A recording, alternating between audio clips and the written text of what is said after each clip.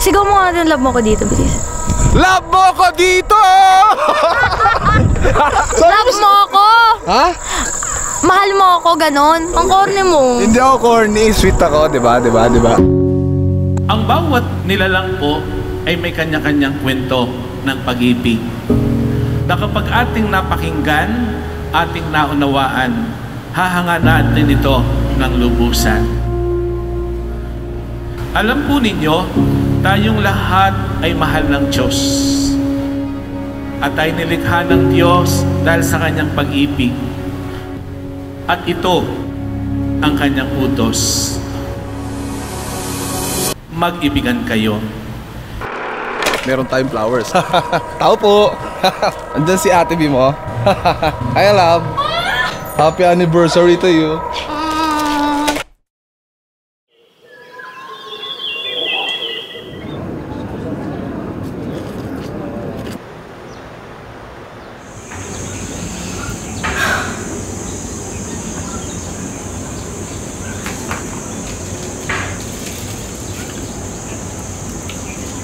Kinakabahan na ako.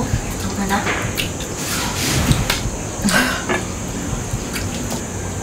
Para sa halaman nata yan, te. Oo nga. Kailangan ko naman fertilizer. Ganito pala feeling ng ikakasal. Normal lang naman. Pero ang aga ko nagising kanina. Sobrang excited. Gusto ko matulog ngayon kasi alam kong puyat ako. Pero hindi ako makatulog. Ganong level. Okay na. Scripted. Kinakabahan ako na na-excite na ewan. Mamayang gabi pa nga ako magsusulat ng vows eh.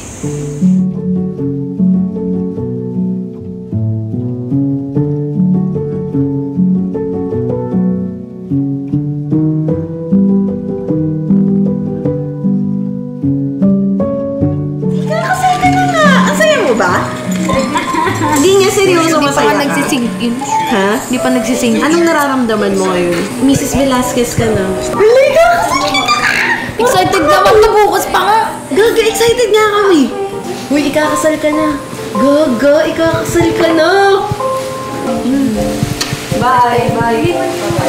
So, ito na yung regalo ko kay Kong. Wow! So expensive! Grabe, girl. Hindi yan, tama yan. Yung Rolex. Na binigay ng Waikol ba sa Bali, ito pinapaputol. Yan talaga susugutin niya. Eh, hindi niya alam na meron akong gift sa kanya, which is... Wow!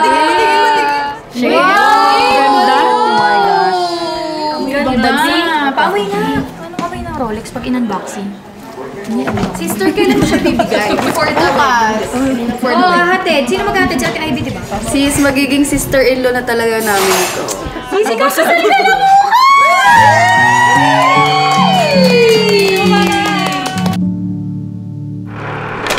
Ayan mga kaibigan, tatry natin siyang alokin ng kasal. Love, will you marry me?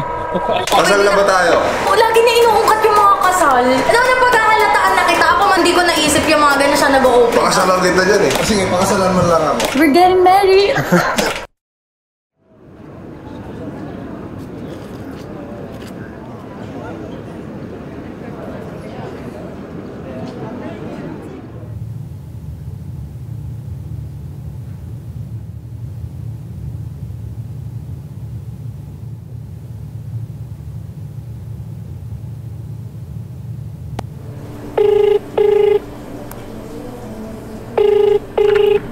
Tatawagan natin si Kong kasi hindi siya nasagot. Parang feeling ko wala na siya dito sa hotel.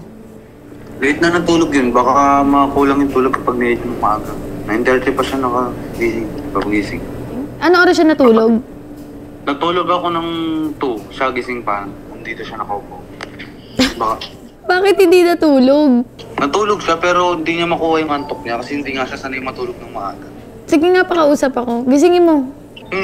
Oo nga, lapit mo lang ang camera. Miss na miss mo ba? Makikita mo yung mamaya. Bawal nga magkita, pero pwede daw mag-usap. Bilisan mo, maliligo na ako! Tulog pa nga. Lab! Tulog pa tayo, ayaw magising. Ayaw magising? Ayaw kasi late ng tulog yun. Tingin? Wow. Hindi kita makita. Kong, asan ba siya dyan?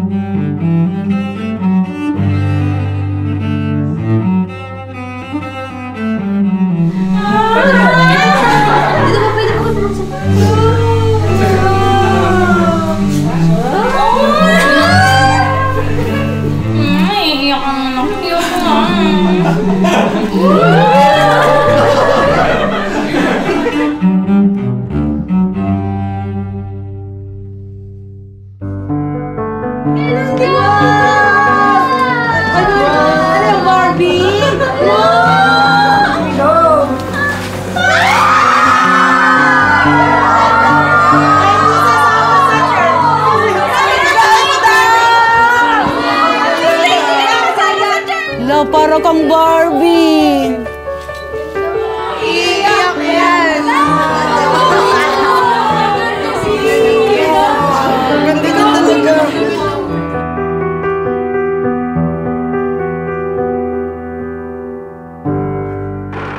Ang ganda rin ng love story niyo eh. Simula ka na parang fan. Tapos ang sabi niyo, pagkakita niya sa'yo, nag-I love you na siya. Nag-I love you agad ng chat pa lang, I love you na. Alam ko na ito, hindi. Kasalan mo na ako. Ano? Ulitin mo nga? Wala! Ano nga? Ayoko na. Ano nga? Pakasalan mo na ako. Ang una pong katangian ng pag-ibig, love is simple. Payak ang pag-ibig.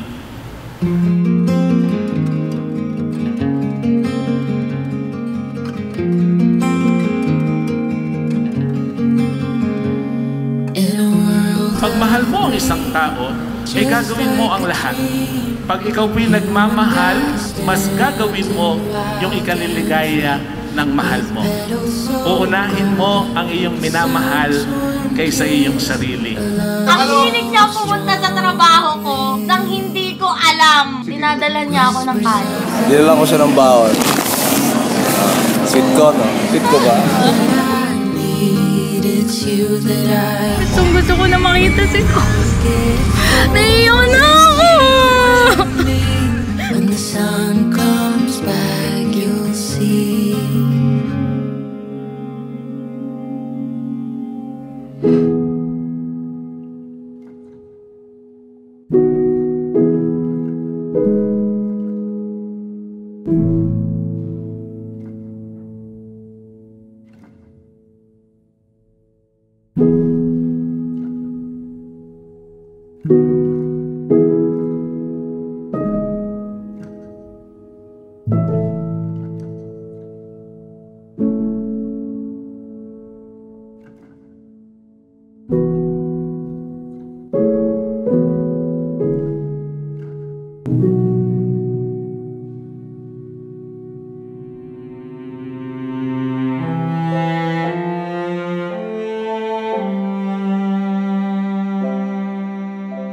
Hi, love.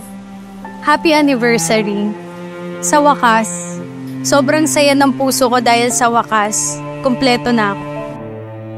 Sa wakas, iisa na tayo. Simula nung nagkita tayo 9 years ago, alam kong ikaw ang magiging wakas ko.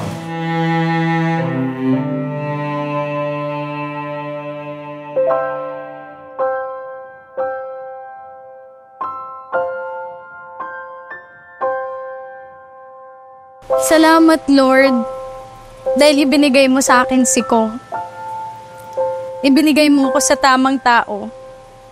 Hindi ko kailangan mag-alala sa bukas dahil alam kong safe ako sa mga kamay mo.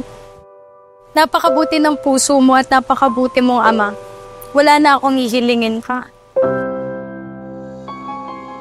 Noong mga panahong walang naniniwala sa akin, kundi sarili ko lang. Nasaksihan lahat ni Bion. Pangako, mahal, na nandito lang ako sa tabi mo. Pangako na mamahalin ka at pagsisilbihan.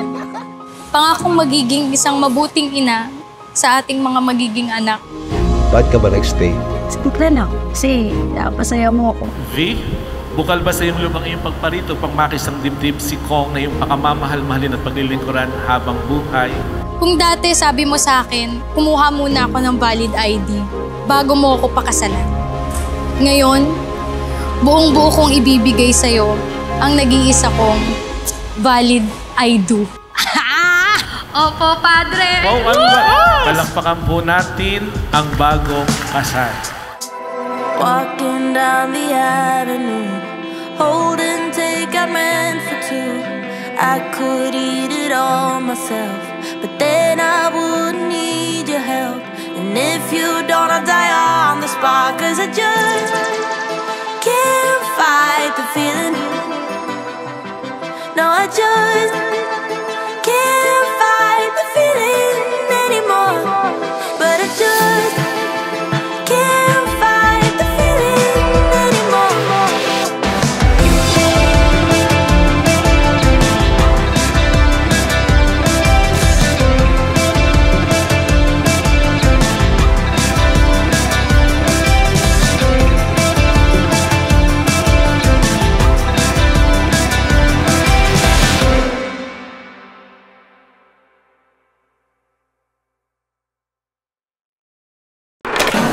alam nyo na kung saan ako papunta. No? Dito talaga. V. Cortez. Velasquez.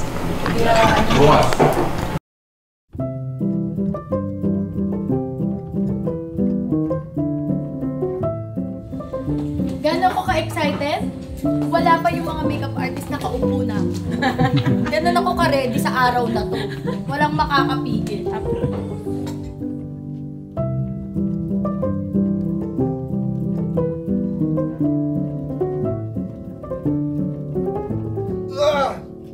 Game time!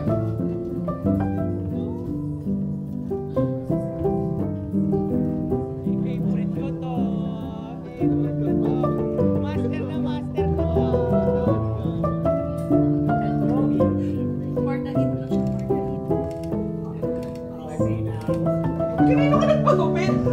Ang pangit! Charot, charot! Hi, love! Wala pa. I love my husband. Ah! Hindi ko ito magagawa. Salamat sa Diyos at nakita ko ang video mo na naghuhugas ng pinggan. Akala ko sobrang sipag mo. Nung naging tayo, never ka namang naghugas ng pinggan.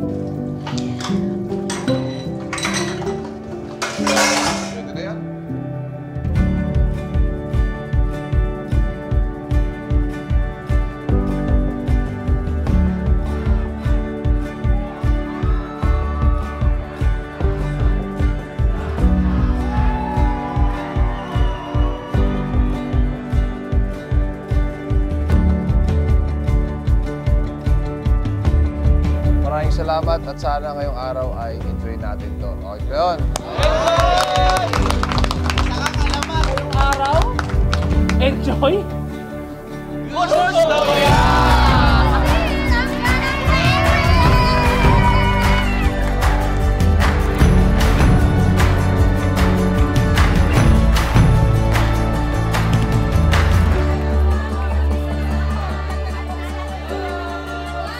Gusto ko ikaw ang pinakamasaya ngayong araw na ito. Kaya smile at huwag kabado. I love you. See you later!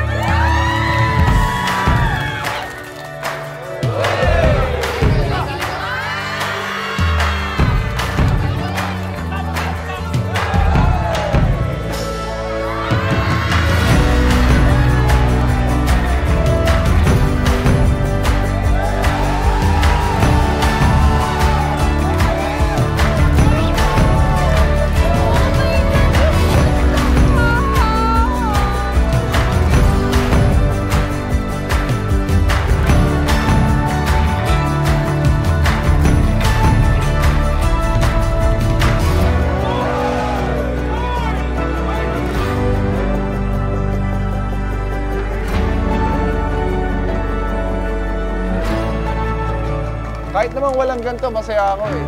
Oo naman. Pero dahil may ganito, mas masaya!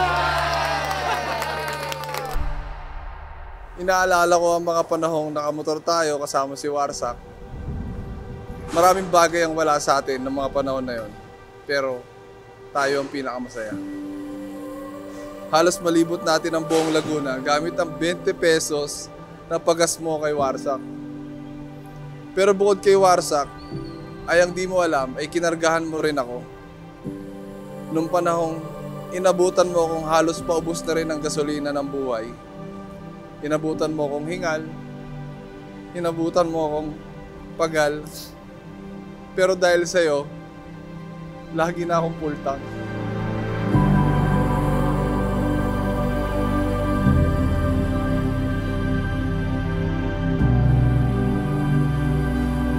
Salamat, Lord. Dahil ibinigay mo sa akin si Kong. Ibinigay mo ako sa tamang tao. Hindi ko kailangan mag-alala sa bukas dahil alam kong safe ako sa mga kamay mo. Napakabuti ng puso mo at napakabuti mong ama. Wala na akong hihilingin pa.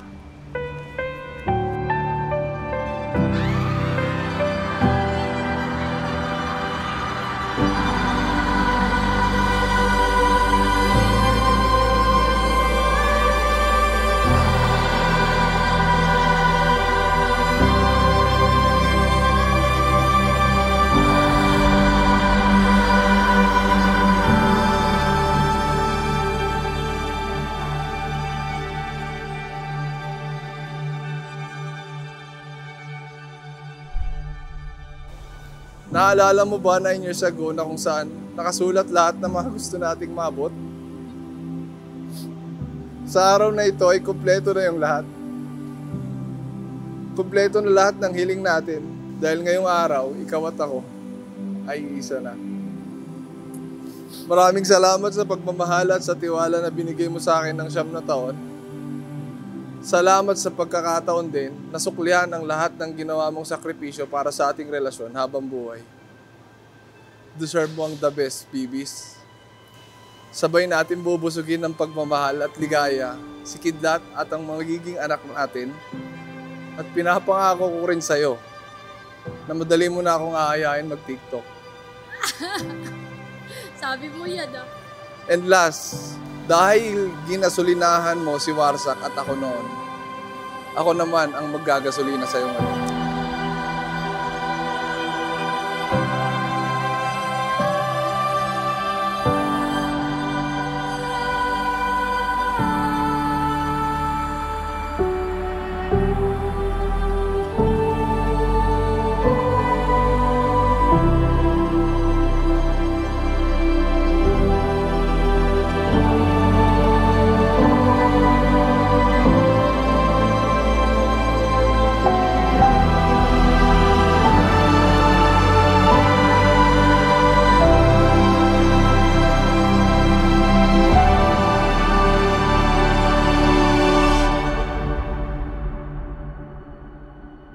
Pangako mahal na nandito lang ako sa tabi mo.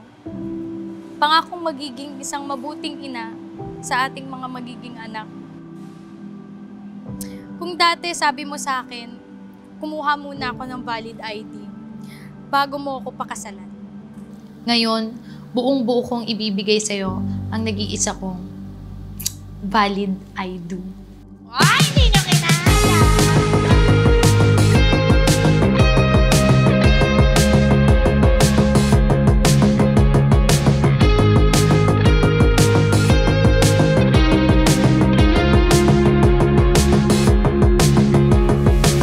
Nakatingin, hindi alam ang gagawin. Nauutal ano bang dapat kong sabihin? Nababaliw, di mapigilan aking pagngiti pagka ika'y sumasagi sa aking isip. Pag-ibig na ba talaga itong nadarama? Teka lang, parang ang bilis masyado. Nagungulila na sa'yo bago pa makilala.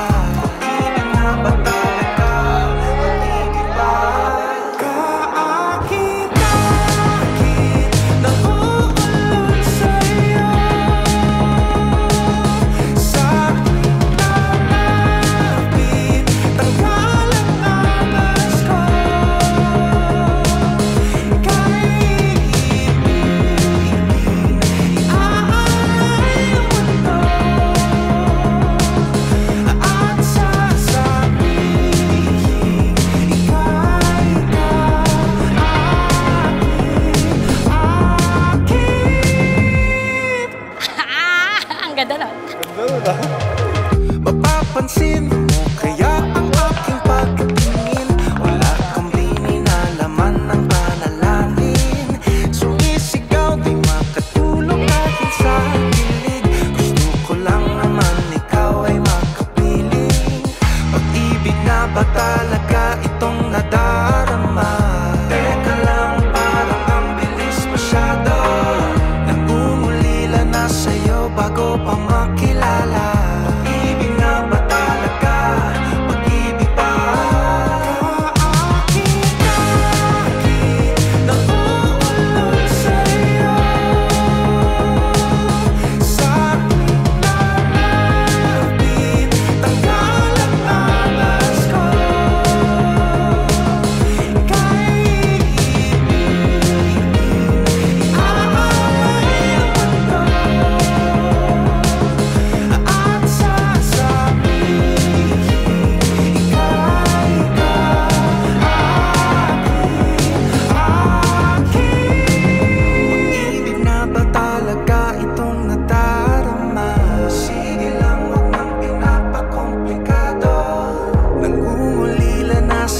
Bago pa